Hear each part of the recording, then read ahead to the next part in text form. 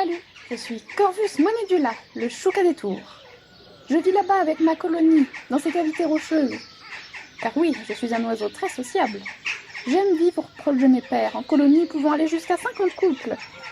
Nous choisissons volontiers de vieilles ruines ou des bâtiments de pierre pour construire nos nids, des falaises, voire parfois des arbres. Mais pour passer la nuit, nous ne sommes pas difficiles. Nous nous accommodons facilement de tout dortoir favorable. Parfois en compagnie de nos cousins, les corbeaux-freux et corneilles noires. Vous ne pouvez pas nous manquer. Nos tchics persans, lancés pour garder contact, sont reconnaissables de loin. En journée, nous patrouillons en campagne à la recherche de nourriture. Je ne suis pas très difficile. Fruits, graines, œufs, petits rongeurs, voire poussins d'autres oiseaux. Un véritable omnivore. On me taxe parfois de charognard. Je préfère dire opportuniste. En hiver, je n'hésite pas à m'approcher des habitations humaines pour chaparder ce qui me passe sous le bec. Je suis de la famille des corvidés, comme le corbeau, la pie ou la corneille. Mais je suis le seul à avoir ce beau regard clair, inimitable. Je suis aussi le plus petit, mais je ne m'en plains pas. C'est d'autant plus facile pour trouver des cavités à ma taille. De loin, vous pouvez me confondre. Mais de près, vous n'avez pas d'excuses. Dos gris ardoise, bavette claire et calotte sombre. Et une silhouette plus trapue que mes cousins. En vol, j'ai les ailes un peu plus courtes et larges qui font de moi un pro des acrobaties. Et qui me forcent à battre plus souvent des ailes pour rester en l'air. Les jeunes sont plus ternes, avec un plumage teinté de brun et un iris grisâtre. Nous vivons en moyenne une dizaine d'années, mâles comme femelles.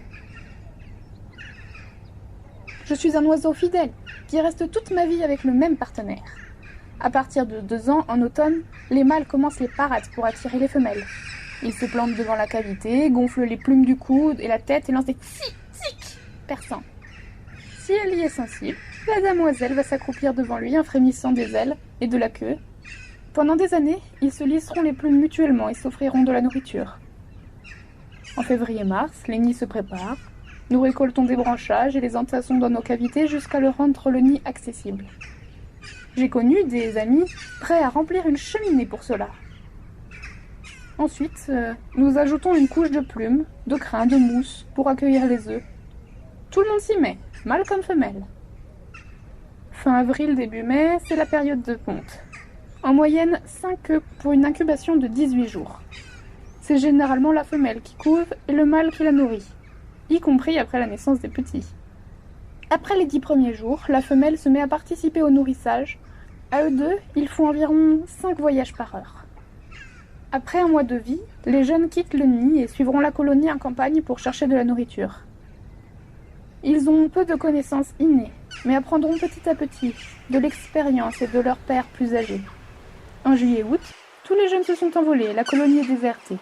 Nous vagabondons en tribu à la recherche de nourriture, partageant volontiers nos rondes avec nos cousins, les corbeaux-freux. Puis vient l'automne, période des parades pour la nouvelle génération. Nous dormons en dortoir de quelques centaines d'oiseaux à la nuit tombée et continuons nos patrouilles en journée. Au mois d'octobre, nous recevons la visite de nos compatriotes du Nord, les choucas de Belgique, de Suède, du Danemark, de Pologne. Tout cela migre vers le sud, mais nous autres, choucas de France, restons sédentaires.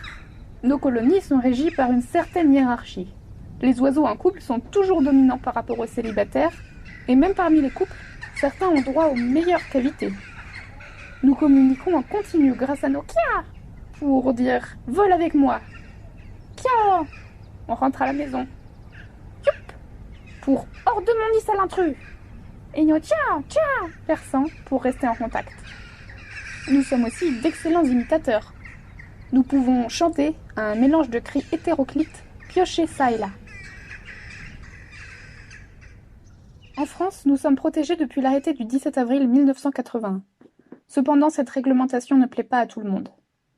Des agriculteurs nous reprochent de passer après leurs semis et de manger leurs graines. Des particuliers râlent contre nos nids dans leurs cheminées ou leurs charpentes, contre la nuisance sonore. Ces braves gens vont parfois jusqu'à faire justice eux-mêmes, en plaçant des pièges ou en nous tirant dessus. Barbares! En Bretagne notamment, l'augmentation exponentielle de notre population effraie certains humains qui nous considèrent comme nuisibles. Le combat entre protecteurs des oiseaux et agriculteurs n'est pas prêt de se terminer. Voilà, c'était mon histoire. Maintenant, quand tu entendras nos piaillements aigus dans le ciel, Au-dessus de l'église du village, tu pourras penser à nous, les choucas des tours. Au revoir et à bientôt!